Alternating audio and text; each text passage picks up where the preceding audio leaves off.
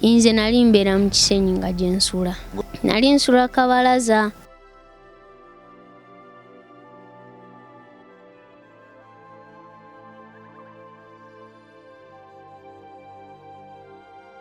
Anga Free Christmas eyasooka mwe najjira.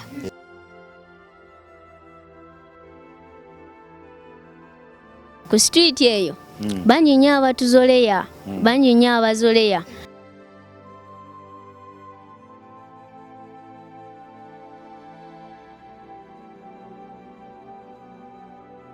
Church ziwadde nnyo respect ebizimbe byabwe naye ne beerabira nti Katonda Yesu Kristo teyazimba church. Enjiri yagibuuliranga kubo ku kkubo.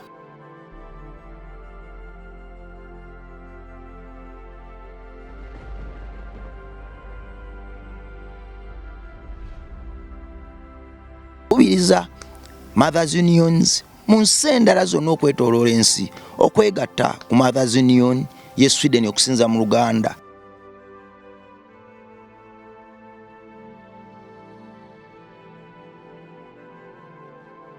Omukwano kintu kikulu era omukwano gwa ttendo. Tegwebeereka era tewali muntu ataguyina mu nsi muno. N'oyo gulabanga ataguyina aba tannafuna nsonga lwaki aba nagumwako akaseera. Naye ate nno okusinziira ku research omukwano kye kiriisa ky'omutima ekyasinza okuba eky'ettendo era ekyo eky'enkizo mu biriisa byonna.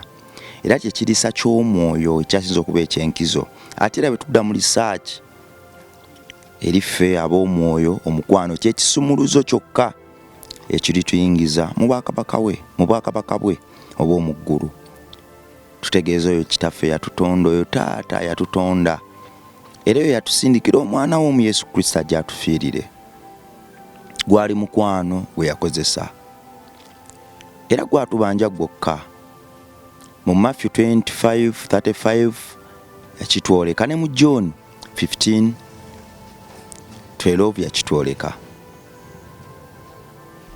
Ensi eno nga bwe yagituwa obuwi ewatali bbanja ku yo. Naffe bwe yatukuutira okwagala bannaffe ewatali kkomo na kigero. Otudda mu byawandiikibwa Yesu Katonda waffe kitaffe kabaka w'abakabaka yakaaba emirundi ebiri bwe tudda mu byawandiikibwa. Ogwasooka bwe yaba Laazaalo mukwano gwe ng'afudde. Wadde nno yamuzuukiza naye yasooka kukaaba kyamuluma nnyo mukwano gw'okumufaako Laazaalo. Ogwokubiri bwe yatunira ekibuga n'asaasira abakirimu n'ebyambyoni ebyakikolerwangamu.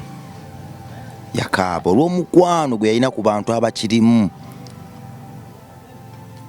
ne kyeyalowooza munda mu ye nti singa bamanya ogwonna gwali mukwano. Twalaba omukwano omwaka guno nga guggwako era tuzze tulaba omukwano ku Labongo Charity Foundation. Tuzze tulaba abantu abatukwatirira be twasanga mu kubonayo olw'ekisa ne batwesiga ne batujja ensi gye yali yatusuula olw'okuba abatinye ennyo, olw'okuba abavubuka ennyo, olw'okuba abaavu ennyo, abasiiwuufu ennyo n'ebirala. Omukwano gw'omwana wa Katonda gwe atulabira ewala n'okumpi guzze gutuyozaako ennaku nga gutuwa essuubi eppya. Era nno omukwano gw'ogwo gwe mwana Katonda ali eyo gwe gufudde challenge zaffe maaso gaffe blue band ku migaati. Olwo nno ne tutandika okuzirya ne zitukuza nate. Twatandika obuweereza buno nga batunyooma. Tuzze tubutambuza mu kunyoomebwa okuyitirivu. Naye olw'ekisa kyo gwe mwana wa Katonda ali eyo obutakoowa butufudde ab'omuwendo. Era ne butufuula amabulooka ag'enkisa agali mu makoona g'ensi yaffe era kweyimiridde. Nze nzikiriza nkikwakatako gwe okusinziira oli okukyusa ensi yo obuteetuula ku kubanga bwe weetuula tewali alikikola kirala, tewali alikikola mulala. Oyagadde omenyeddwa omutima oyagadde nolaba nga atayagaddwa mu nsasula oyagadde nolaba nga bw'oyagala abatakutegeera nze nzikiriza era nyongera okukuutira nti tosuula kwagala mukaweefube w'okwagala bannaffe n'omulabe sitaani awayimukira n'agamba nti nedda nze ekyange kyakuzikiriza kyakubba kyattima kyakusaanyaawo bwe bagenda mu maaso nga beeyagala bwe bati bajja kusuula obwakabaka bwange kakati olwo naye n'asitula kubanga naye w'amaanyi sitaani w'amaanyi ekitenkanika n'asitula enkundi n'akubaakuba omukago oguli mu makkati gaabo abaagalana oyo avuddeyo ayagala abaana b'ensi obwo obwana obuto sitaani amufuuwa ku bigere bye n'amuleetera obutabanguko okulabanga bayagala batabitegeera okuteeka ensigo y'okwagala mu kifo ekikyamu n'emikono emikyamu ekyo omulabe sitaani kyakola gw'ayagala fukamira osabe naawe gwe baagala nyongera okukujjukiza nti gwe tewatonderwa kwagalwa bwagazi naawe olina okwagala fukamira osabe sabira abo abakwagala naawe Katonda akuwa omutima ogukoppa abo abakwagala ffenna tuli ensigo naye tukkirize nti ate waliwo ensigo muffe omulabe sitaani zaasuula ku mayinja ne mu maggwa azisaanyeewo twesabire tunyweze ekisa olwo nno sitaani aleme tutuukako Katonda waffe atukweke eyeewala ebuziba mu musaayi gwe sitaani gy'atasobola kutuuka mwana wa Katonda gwali otambudde amawanga mangi ekyenjawulo kiri kimu ekisobola okugatta ku nsi yo kyabuteerabira nsi yo n'abaana ba nsi yo kitukakatako okufuula ensi yaffe ey'omuwendo kitukakatako okuyimuka ne tugamba nti nedda kino tukisobola kitukakatako okukoppa ebyo bye tuyize mu nsenda ne tubireeta wano nga tuyita mu kawaayiro kamu kakwagala Anga Free Christmas Campaign guno gwali mulundi gwakubiri nga tugikola omwaka guno bye bimu ku bibala ku Labongo Charity Foundation bye tulabye ng'emiti gyaffe gisuula oba omuti gwaffe ogw'ogwagala nga gusuula tulina abaana omwaka oguwedde babadde 21 primary 7 mu secondary tubalabye bonna nga batuula ebibuuzo era ne tufunayo bakandidate babiri era ije yamaze S4 ne Juke yamaze S6 sibe kiri tulabye Mukama nga abikola obwana 21 bonna bwatuula ebibuuzo bumazeeko omwaka nga busoma lwakisa kyo tetulina soosi ndala etusobozesa kukola kintu ekyo okujja ku Katonda waffe naawe mwana wa Katonda abeereeyo n'okwatibwako buli bw'osaddako akakatini kootodde okuva ku ntobo y'omutima gwo oba weewonga mu musaayi gwa Yesu Kristo ogwo gw'okwagala era ogwatwagala oba ogoba ebirwadde mu bulamu bwo ebisiraani mu baana bo entalo mu maka go obuyinike mu kwagala kwo ne mu bufumbo bwo ekyo nkirabyeko nga kikola era lyeddagala abasinga lye batoogera naye buli bwogaba Katonda akuwa kiralu yendagaana eri direct gyoba owandise ne Mukama Katonda wo omulabe sitaani gy'atasobola kumenyawo Katonda agabirira abo bannaffe abayimuka ne batoola ewatali kukoowa era ewatali kubabuusa maaso kubanga baba bamuwadde ensonga lwaki alina okubagabirira beeyongere ddala okugabirira abantu b'ensi yaabwe nyimirira wansi w'olugero oba w'engero za Sulemaani okwongera okujjukiza nti tewali muntu yali ayavuwaddeko lwakuwa tekiriyo ekyo wabula abo abakodo basigala bakodo oyo awa asigala awo era Katonda asigala amuwa ebirungi ku mmeeza ze kubanga banensonga lwaki emmeeza zirina kkalira neebaza abantu bonna abayimirira naffe mu Anga Free Christmas Campaign tuzze okuwa lipooti ya campaign eno gye twakafundikira era tujja kumawo tuwe lipooti ey'essomero n'ebirala bye tupulaninga okukola omwaka guno era n'amakulu ge tusuubira okutuukako omwaka guno fenga era tumanyi tujja kugatuukako omwana Katonda ali ewatali kutya ewatali kwesulayo gwa naggamba tugenda kuyimuka tugenda kuyimusa amaloboozi gagenda kuwulirwa era tugenda kukyusa ensi yaffe kitandikira ku ffe kubanga Katonda bwe yayimuka twawulira eddoboozi erigamba nti guno omulembe yagutuwa gwaffe kitukakatako okukyusa ensi yaffe ewatali kutunuulira muntu yenna mu Anga Free Christmas Campaign bannaffe bangi abatukwatirako naye campaign eno agiweereza amakyaki. Bannaffe bangi besagenda kumenya wabula tujagenda tusabira omu kwalo ne bannaffe abasindika 15,000 nga tebasindika mannya. Obuweereza buno bwe tubulira enjiri y'okwagala ne wabawo munnaffe asindika 15,000 awo nno ke kabonero akatulaga nti enjiri yaffe egenda ebuna ng'eddira ddala n'ewaka wano mu bannayuganda ebyokwagala babirekera bazungu. Naye oli bwagamba nti bannaye nina 5 zange nina 10 zange 3 kanziteekwe n'essimu, kiba kitegeeza nti bye twogera bikola amakulu era abantu bakwatibwako. Baana bakatonda abali tusoberera ddala okwagala ng'abalala bebaze batwagala. Tusoberera ddala okukyusa ensi yaffe nga tulinze n'abazungu bali bunaayira kujja kutuyambako.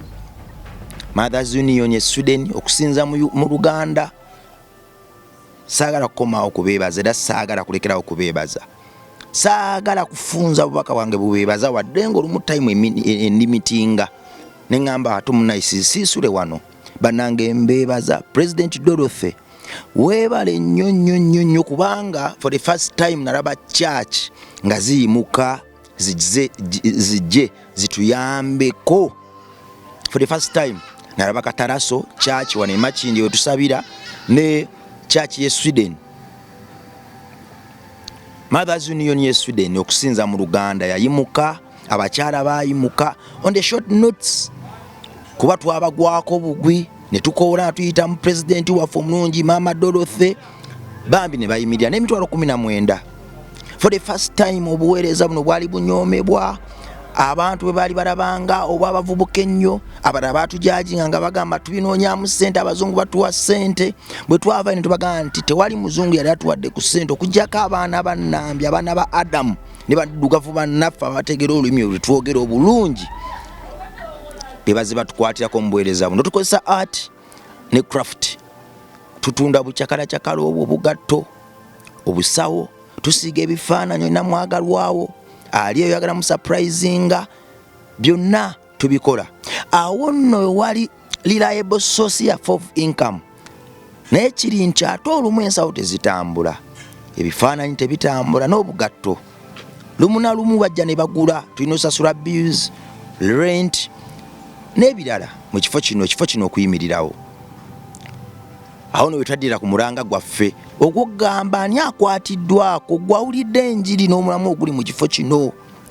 Boba okwatiddwako naawe osobola okutoola ekimu kyo eky'ekkumi eri ensi n'okisiga mu bwana bakatonda obuli wano. Obwana bakatonda obuli wano bungi nnyo okuzaama. Tulina 48 bwe tubalako bwe tutuukako direct naye nga bungi Katonda yabwagala n'abuleeta mu kifo kino akyusa obulamu bwabwo. Busobola n'okuwera ebibiri kubanga tulina ebyalo n'ebyalo bye tugendamu ng'obwana bwonna bwaffe lwakubanga ate obwo tubuyambira eyo. Kubanga anga Free Christmas campaign twakuŋŋaanya abaana 260. Abaana 260 bava ku street ne bagattibwamu n'abava mu broken families zaffe n'abawano omuwendo gwali 260. Twabagabula baalya banywa.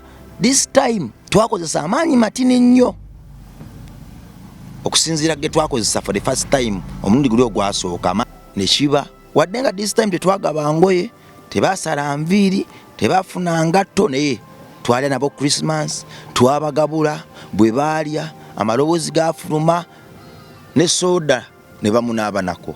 Ekyo nno kyali kya ttendo twakikola twakyakiivinga era tukyakikolera ddala ebbanga ddene tujja kulya ne bannamwandu, tujja kulya n'abo bateesobola, abaana b'oku nguudo kubanga bwe bulamu bwaffe era kye kituwa essanyu. Nkubiriza Mothers Unions mu nsi endala zonna okwetooloola ensi okwegatta ku Mothers Union ye Sweden okusinza mu Luganda. Bajje maama kitegeeza kwagala, bataata kitegeeza kwagala, batwegatteko tukyuse eggwanga lyaffe tukisobola. Neebaza Mama Rose, neebaza Mama Mirimu Jabi, neebaza Mama Juliet Makafu, neebaza Mama Betty, neebaza Mama Lea, neebaza Mama Justine, neebaza Mama Millie Glud, neebaza Mama Jessica Ocho, Mama Vicky Muwanika, Mama Gladys ne Mama Sarah Peterson. Mama Sarah Peterson wansi wa mbuleera ya president Dorothy mwebale nnyo. Mwatulaga nti tuli bayaaye, mwatulaga nti enjiri gye tubulira ey'okwagala ebakwatirako ddala, era mwatulaga nti n'amakyaki gatandise okulaba enjawulo mu buweereza bwaffe, era gatandise okutegeera nti nedda okuweereza tekukoma mu bizimbe bya kyaki byokka, wabula kulina okutuukira ddala ku muntu oyo owa wansi, ku luno kumukyalireko. Obuweereza ku luno bukyalire ku muntu oyo owa wansi, olwo no bumuwalule n'ekisa agende naffe atukyalireko mu bizimbe gye tusomeseza. Bannaffe bangi abafiira eyo obwavu bw'omwoyo naye nga tebandifudde. Lwaki? Kyaki zigaanidde ddala okugenda eri omuntu wa wansi oyo okumusika okumuteeka mu kyaki ziwadde nnyo respect ebizimbe byabwe, naye ne beerabira nti Katonda Yesu Kristo teyazimba kyaki. Enjiri yagibuuliranga kubo ku kkubo, mulyango ku mulyango, era kaalo ku kaalo. Nakati ffenna gwe twenyumirizaamu era tukyagoberera legacy. Bapasita muzuukuke, baana ba Katonda muzuukuke, muleke tujje tutuukire ddala ku mwana wa Katonda oyo alumu eyakyawa ebintu bya Katonda n'okuyitibwa omukkiriza olw'okuba alina disappointments ze yayitamu mu bulamu ng'akula. Bwe tunaalekerawo respectinga ebizimbe tujja kukyusa abantu. Bwe balikyuka ekyo kijja tubalirwako mu bwakabaka bw'eggulu. Nkiddamu ffe Kristo yatugamba nti omwana wa Katonda omu bw'akyuka n'alokoka mu ggulu ebambaga kuwamu akafaananyi singa olwokolayo 5 n'olekolayo 5 n'oli n'akyusayo 5 n'oli n'akyusayo 5 embaga zisobola kuba mmeka mu ggulu, era mpeera ki gy'osobola okufuna. Hunger Free Christmas Campaign nagiweereza amakyaki Katalaso ne Mothers Union ye Sweden okusinza mu Luganda, wadde nga abantu kinoomu nagaana okubamenya kubanga bangi, saagala kulekayo muntu n'omu. Abaana ba Katonda abo benagaana okumenya bazze bakikola, naye ate zino kyaki zampa nnyo surprise. Era mbasaba baganda bange ne mu kampeni y'okuzza obwanda buno ku ssomero muveeyo mutukwatireko nga tukubye omulanga, kubanga ekisa mukiyinira mukisobola. Ntudde ne baganda bange bana abaana ba Katonda era abaana bange okuva eno gye baliko so. Nabimanya David aka Director King David. Nabimanya David yakwata omukolo gwaffe gwonna ogwa Hunger Free Christmas Campaign, era ebifaananyi ebimu bye tweyaziseeko ne tukozesa ne mu interview eno. Bannaffe waliwo abagamba nti omukolo naye tegulaze bulungi kifaananyi, content nyingi abaaliwo wano baga nti ebintu byali bingi, lwaki atulaze buno bwokka? Twatuuka mu time y'okweditinga nga footage David yakutte interview zokka 4 alina ensonga ze zitamanyi, n'olwaleero nze tusharingeko nammwe lwaki yatugabira ekyo. Twatuka ku extent nga ate ebifaananyi bye tulina okukozesa mu video eyali olunaku olwali oluwoomu ekitenkanika nga tulina kubyeyazika ku simu ya Mr. ya Pastor Sambi gye yali akozesa okukwata naye ebibye ate gye twakozesa at the end. Kiki ekyakutuuka ku lwaki abantu wabawo omukolo ne basigala nga bagamba nti bannange kiki? Wali weebase? Nali seebase naye kola olunaku ebintu bya happeningawo nga bingi.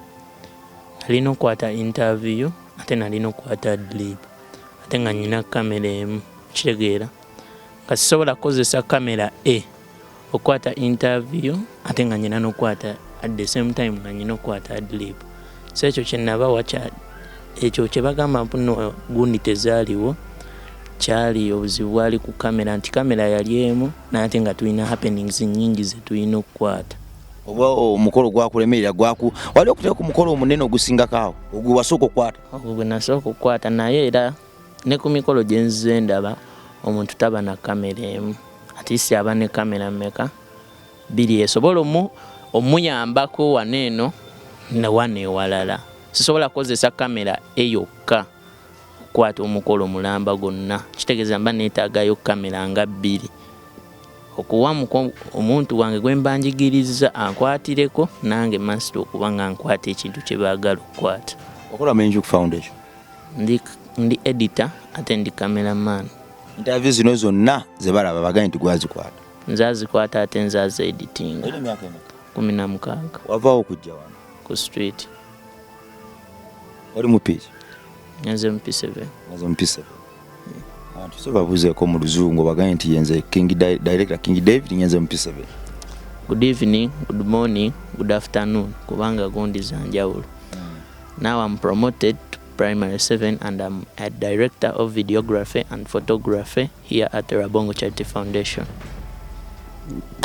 David wankole ekintu ate ngenda okulaba omukolo gwonna ebifaananyi byonna bitukozesa bya ssimu.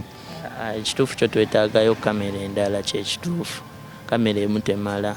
Wongeramu obukugu kubanga ndabye abantu abalina kamera emu nga bagijjamu omukyuzi. Wadde mu nsi muno tewali kitamala naye buli woofuna kitaaga no upgradingako. Eseza n'akazungu. Kyekituufu angu. Bano bakatonda abali eyo David ono yakwata omukolo. Ye bwakyo mu ndaba ye y'ebintu bwakyo bwe yakola. Kitwaga tumunenye nnyo nange sijja munenya nnyo.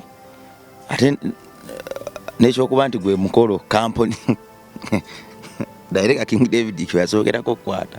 Ogwama mukolo gwakulemerera abantu baali bangi bali tobakwatangako. Gwakumegga naye kasita entandikwa eba ennungi. Entandikwa ekola amakulu. Bino byonna ebiddako biba mu ntandikwa. Watandika Mukama tasobola kunenya lwaki watandika. Ajja kunenya lwaki towatandika. Lwaki towatuukawo ate nga wali osobola otuukawo. Tajja kunenya lwaki watandika n'ogwa, ajja kunenya lwaki towatandika. Otuukewawo walina otuuka. So watandika n'okwata omukolo. Natandika n'enkwata omukolo. Mwana wa Katonda ku Rabongo Charity Foundation mu kaweefube wanga Free Christmas Campaign tuba n'ebirabo byaffe bye tufuna ku olwo olunaku bye tuwa Katonda waffe era bye tununula okuva mu bunnya bw'omubi. Buli Christmas eyo twakolanga Free Christmas Campaign 2 tuze tujjayo obwana bwa Katonda. Mu bwana director akuyita mu bwana bwe twakaleeta olubwana bubiri kubanga zakabaawo 2. Buli Christmas campaign eyo tubajjukiza nti tuba n'ekirabo kye tuwa Katonda waffe. Ekirabo kye tuwa Katonda waffe bwe bwana bwe tujja mu mikono gy'omubi ne tubuleeta wano. We tubuleeta wano olwo nno ne tubuzza bujja. So gwe mwana Katonda ali eyo akasente ako kootoola tekakoma kugabula baana. Naye akasente ako kootoola kakulanga omusaala era kakulanga emmanduso oba ng'enkwaso okubaako n'omwoyo gwe tununula okuva ku street. Omwaka oguwedde twanunula omukulu Elijah Simwe Joero. Ng'onyireketa olususu ssebo. Mbadde nva kunaaba. Wajja ddi wano? Christmas ewedde ngojeko eno neeri. Wajja wenna ova mu twakunyunyulwa mu kisuweji nga wenna obunyo wali olonda ebikebe n'oyitawo paka mu suweji. Naseerera nengwamu. Waseerera n'ogwamu? Iye. Bwe wali ova ku street ng'ojja wano wali omanyi nti osobola okubeera wano? Nali simanyi. Wali omanyi nti ogenda kujja Christmas abantu bagamba nti bakutwalawo? Bagamba Uncle Sam yangamba nti nandeeta Makindi. Makindi? Nate yangamba Saidi ki. Okole ki Makindi? Yangamba ndireyo Christmas. Nojja ojja wenna abantu bakugobera wala owunya era ne wajja webwala n'obeera eri ku kikomera wekka. Lwaki wali otya bwe wajja nabo baali bakukubyemu? Baali tebankubyemu. Lwaki wali webwala toyagala kuyinga? Abo batera nnyo okuba banaabwe ku street. Kati wali obeegendereza? Bakuba nnyo bannaabwe abo. Teza wano omaze omwaka gumu? Waddayo okusoma? Ogenze mu piki? Ngenda mu pitu. Ogenze mu pitu. Wali wakumeka? Nayitira mu division 2. Division 2? Wakama omwaka gumu ku ssomero P1 gy'olimu wayitira mu division 2 ogenze mu P2. Wabimaki nga division 2 P2. Banesaba bebaza abantu abasobesa anga Free Christmas Campaign era yasooka okubaawo mwe wajjira. Bebaza nnyo abansobozesa okunyamba n'entandika obeera wano eno. Namwe abatuyambako otuweereza ku bintu mbebaza nnyo. Anga Free Christmas era yasooka? anga free Christmas yasooka mwenajjira muwajjira so kikakatako obutaswaza abantu abo abaatuwa 10 abaatuwa 2 abaatuwa 3 olunaku olubeewo ate olwakuleeta wano kiveeri kati kiri erigo obutabaswaza bo bakoze ogwabwe iye weewaawo Emma jangu wano sebo nkubye jento sebo abantu babuzeeko nze mtya mwenna abatulabako fesi yafuukuuze nafunye mukulu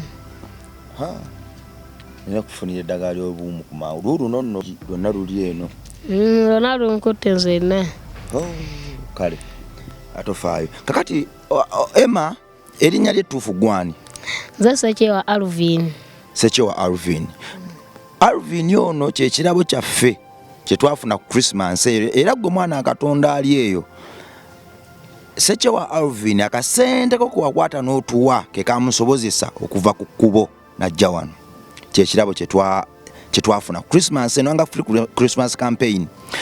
President Dorothy owa Mothers Union okusinza mu Uganda Sweden bo wayimuka n'okumakuma bamaama baffe mikwano gyaffe abalungi akasente ke baatoola ne batuwa ke katusobozesa okujja omwana ono ku kkubo ye teyaddayo wadde nga lolo yajja n'atulabako ko naddayo naye ate bwe yajja ku Christmas ne banne nduga nti nedda ono kasigale era okuzaalibwako obujja zaali ntuuyo zo bwe mwana Katonda ali eyo yatoola akasente n'otusobozesa omukolo gw'okubaawo bwe watoola akasente watusobozesa okununula omwoyo okuguvuba osanga omwana ono yandiviiridde ku kkubo naye olw'okuba watoola n'oyambako laba Omukyayite Foundation okuteeka omukono ogwo ne gubaawo omwana ono twamuvuba ne tumugjayo bwe nali nteesa ne baganda be baŋŋamba nti nedda anko Alvin Sekyewa tumuwe erinnya lya Emmanuel tumubatize bujja tumuwe erinnya lya Emmanuel erigamba nti Katonda ali ki ali wamu naffe Katonda ali wamu naffe so ne tugamba nti nedda kati mufo ky'omuyita go ali Danger yes Emmanuel Sekyewa Danger ne tugamba nti nedda kati katukuume Emmanuel Sekyewa Alvin Masterpiece kati erinnya lya Danger omwana oyo yali muyimbi era bwe yajja wano mutowe yamuwa erinnya Danger ng'akyajja tukyalirako ko kati n'agamba mutowe nti nze ndi muyimbi naye mutowe bamwenkana myaka 14 iye naye twagenza okizo nagenza omubuuza nti bakuzaala nga mmeka yaŋŋambye bamuzaala 211 ate nze banzaala 210 kitegeeza mba musingako kakati obadde olina kyogamba 210 abanga agamba nti alina emyaka 15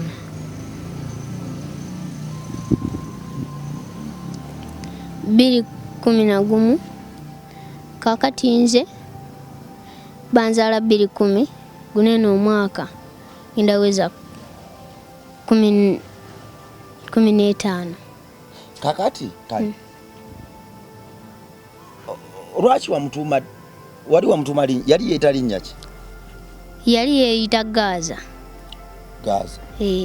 ne mugamba negwe erinnya tolowooza nti no ate waliyo omuntu omulala alikozesa ate nga yesereebu nnyo gwe bwona alikozesa n'amalako nanga nti ate nze kyali wange nnyo mwagala nnyo ntera n'obeerayo kewuwe ne mugamba kati gwe obanga obeerayo ewuwe erya Gaza so liveeko lijje mu nnyimba zo teekamu yanga Danger kubanga oyagala erinnya eryakabi erisobola okufuula ku street eyo tino nti buli omwana bw'akuwulira agamba oyo mulenzi bamuyita Danger litiisa ku street eyo banyinya abatuzoleya banyinya abazoleya ensaga laba kali kaddoogo erinnya lye kalina ttono bweriti ako kankube basinga nnyo gyeregera mu mannya tinga boolaba Bulaaka ye bw'ogenda ku street mugundi muteritole z'omu Kisenyi no sanga omwana akawenja ng'akutte giant ku mugongo n'omubuuza Bulaka nkiwa asobola okugamba nti Bulaka mumanyi. Amanya gakola nnyo ku street. Amanya gakola nnyo. Gebeepaatiiseeko. Wavaawo akujja wano? Nze nali mbeera mu Kisenyi nga gye nsula. Ng'osula mu nnyumba kalina wali wazimbayo kalina? Nedda. Nali nsula kabalaza. Be nali mbeeranga nabo baali bateranga oginyumyako. Muno eyo yali woteeri. Era najjawoko emisana nga baguddewo. Naye nga weziwera ssaawa 12 baggalawo. Abaana abamu ne batandika okujja okubeerawo. Kati ŋŋanze nange najja buzi ne mbalaba nga beebase wali eri ne ndabawo ekifo nange ne ŋŋenda ne nnyingira mu kakutiya ne neebaka. Era nze nali simanyi nti ekyo kye bayita Ekisenyi. Bwe nagenda nakatandika okukola emikono naŋŋamba gw'osula wano nti jangu nkutwaleyo nti wano eno bayitawo mu Kisenyi teritoleza wano eno. Kakati bw'ogenda eri gye tuva otunda ebicupa yo bayitayo Katwe. So wali osula ku street mu Kisenyi? Mu Kisenyi. Waddayo okusoma? Naddayo okusoma.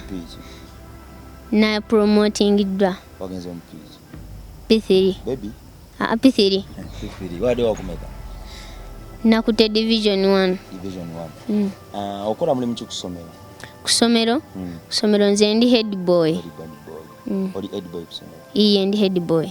Omwana Katonda bw'oyimiriranga bifo nga bino ekyo nno ky'ozaala. Omwana ono yamenya record nze kusoma kwange kwonna salabako head boy ali mu P2. Dani bwe yagenda ku ssomero naddayo yafuukirayo head boy. Yayitidde mu Division 1 naye nga gwe mwana Katonda aliyo kino kisaakyo buli bw'otuyambako okuweerera obwana nga buno ow'essuubi emyoyo gyabo olwo nno ne twongera okuteekateeka ensi yaffe nga bwe wandijaagadde ebe. Leka mulabe sitaani kukukwata kwesulayo gwa naggamba. Tusobera ddala okukyusa ensi yaffe nga tuyita mu kisaakyo gwe mwana wa Katonda ali eyo. Nzira ku Emma twamuwa erinnya eppya erya Emma Katonda ali naffe ne tumugamba nti nedda olw'okuba nti yajja wano ku Christmas katumuwe erinnya lya Emmanuel era ye tumuyita wano. Ne ntula ne wansi ne mugamba nti nedda erinnya lya Denja teriweesa Katonda kitiibwa katukutuume ekisiiga ekyo Katonda kye yamalirako obudde n'akibumbirira n'akiteeka mu nsi kimuweesa ekitiibwa ne tumutuma Masterpiece erinnya lye ery'omuyimbi. Musajja muyimbi tujja kunekyalinga ekitone kye paka bw'anaatuuka ku njigi ezo zennyini ez'eddembe lye azigule ng'ayita mu mukwano gwo gwe mwana Katonda lye yatulaba.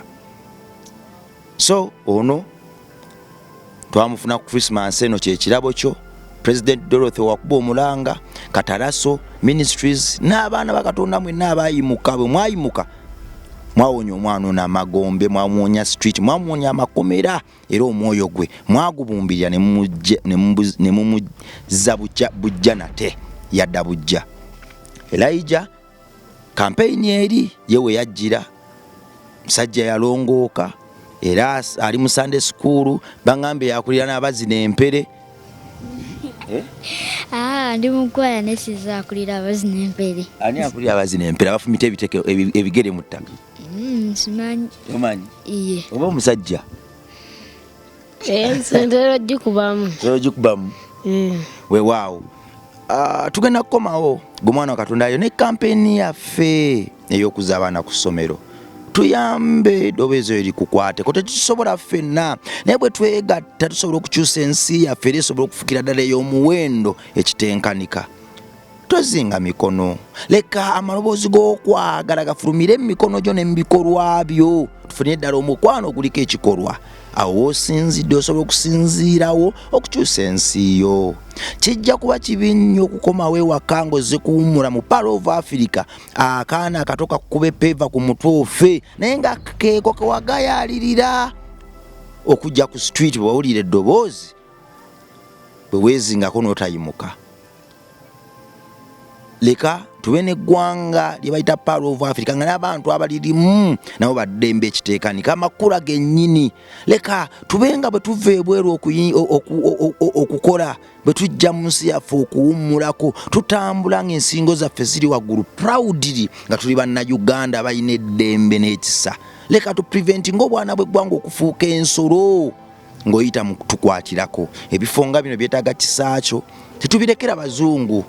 Ffe abamu baatulema okufuna era Katonda yamanyi lwaki osanga era tetunnabafuna. Naye ggwe ategera olulimi lwaffe, ategera obuweereza bwaffe ne gye nvudde waffe obulungi. Leka kutuvaamu. Nze nzikiriza nti ebirungi tukyabikola.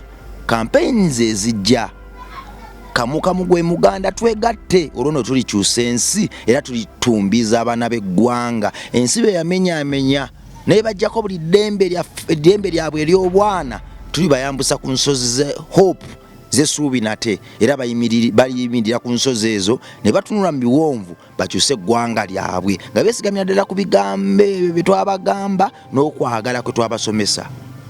Kulaba tuna n'ensi yange sigadde nze Metani Club Bongo oba Rima Samwan ku MR Live kwe nsinzira okutuukako waddenga Labongo Charity Foundation yentuma wano. Weebale nnyo tojjanga okwo tusaba ogoberere buli campaign gye tulina kuno olwo n'eggwanga lyaffe liddemu liyakeyakane nate. Weeraba.